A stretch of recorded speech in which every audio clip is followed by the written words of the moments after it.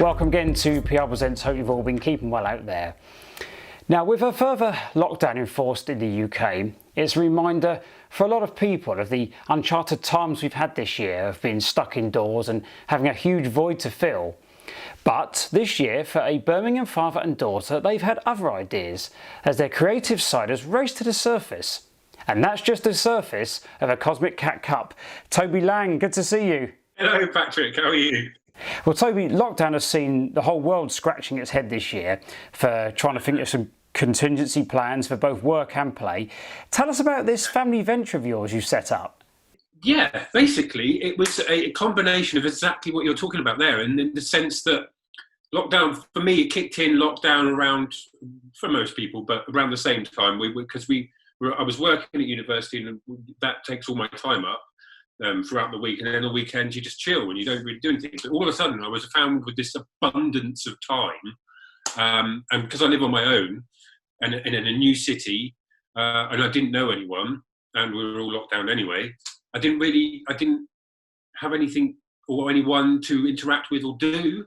So I just like, you know what, I'm going to try something. What's easy, not too expensive to start, and I think I would enjoy. And I've always liked the idea of creating T-shirts, but the T-shirt press came with a mug press and a plate press and a hat press.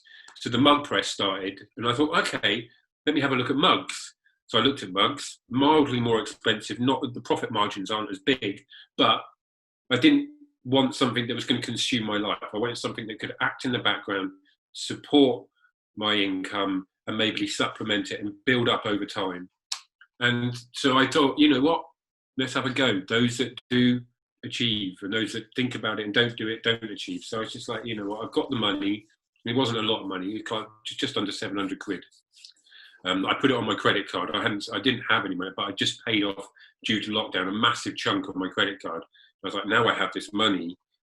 Can I utilise this money rather than buying myself something? Can I buy something that will generate cash?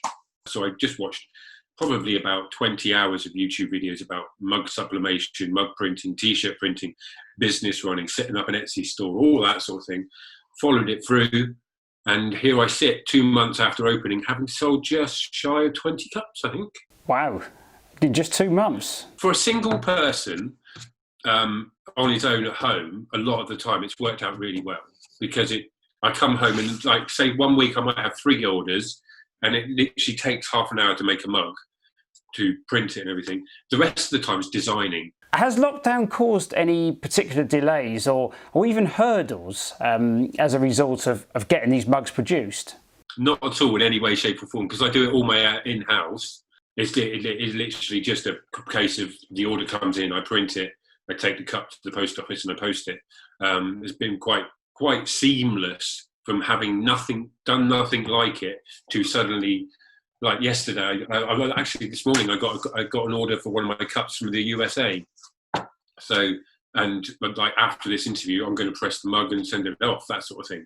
So, okay. I think the only hold up is like when you order like a new batch of cups, depending on how the times of delivery and what's going on in the nation and all that sort of thing. But other than that, I haven't seen any, because it's mostly digital. I actually went onto Cosmic Cat Company's Etsy page, and I was very tempted to part with a tenner myself. But of course, it's not just mugs that you produce, is it? What other products do you have on the horizon, especially with Christmas coming up? We have just launched our first ever T-shirts. So we got 2 T-shirts up, I think 2 T-shirts, maybe 3, I'm not sure, I can't remember. It was done yesterday, so I should remember. Originally it was going to be T-shirts. That's what I always wanted to do, was T-shirts. But it was an unviable option early on. So what I'm doing now is we've ventured into T-shirts. Although we won't be printing them ourselves in-house at this current time, we outsource to another company who will do the printing, and we just host the stock on our website. We design the T-shirts and we put all the designs ourselves and choose what ones go on the T-shirt. But we don't actually print yet. But just because I don't have a handle on the mechanics of printing a t-shirt and what stock I should be buying. What I don't want to do, because I'm not rich, is buy loads of stock and end up with loads of stock that doesn't sell. So I'm not in a position to be able to afford to do that yet. But I am in a position to host my t-shirts and then have somebody else print them and send them out. Eventually, the long-term aim is to take the printing within ourselves and do it all in-house. But that's a little way down the line yet. Do you have plans to become kind of quite international as well as obviously UK based? It's doing itself organically, to be honest with you. I never expected to be selling anything outside of friends and family, to be honest with you, when I first started it. And that proved to be the case for the first 5 mugs. It was like, but then it's just suddenly, with the images that you put up, or I put on my mugs, the choices that I've made are that much, I feel, are different enough from the rest of the Etsy market in cups. So yeah, it seems to be proving fortuitous in the sense that somebody in the USA today bought a steampunk Victorian cat mug, which I really liked. I thought it was a great mug. I had no idea whether it would sell. I put it up there and I've sold 2 in the last week. And it'd been up there for 3 weeks and hadn't done anything. And then all of a sudden you got 2 of them. So the great thing about owning this company or starting this company is that it can just reside in the background of my life for the rest of time now, and it won't cost me anything other than buying new mugs and new ink and new paper. But I've got so much of that at the moment, and it's not like it's going off and I'm shifting 100 mugs a month or anything like that. I'm doing 10 mugs a month if I'm lucky, and that's perfect. What advice would you give to anyone who's, if not mugs, but they're thinking to themselves about wanting to try a new entity, and as I said at the start, wanting to fill that void, but perhaps maybe sort of having a few sort of doubts about the sort of financial side or the commitment side of it? If you have an idea and you do your research, and I mean like serious research, watch 20 hours worth of YouTube videos, explore all the different options. Don't just jump into something feet first without doing the research. No. But do the research, and then by all means, if it's still viable and you can afford it without bankrupting yourself, I would jump in and have a go at it, because I sit here now.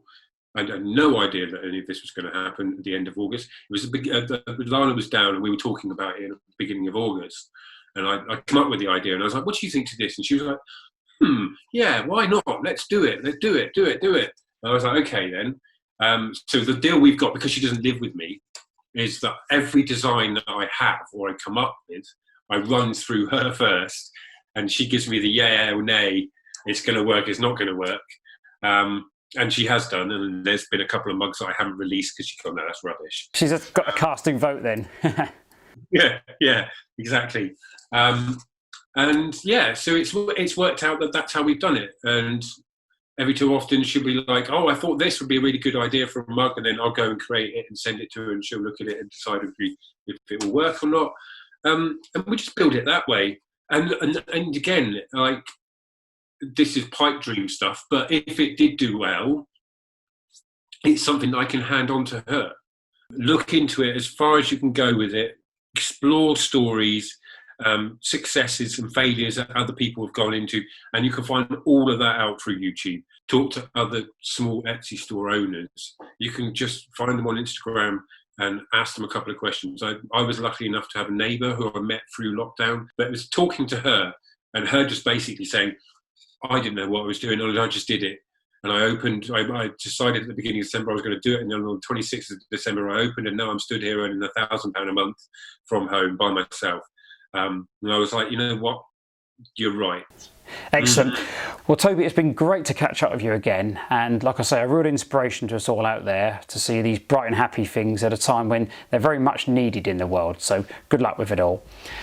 Well, that's it today for another episode. So please take care of yourselves out there and tune in again soon for more PL Presents.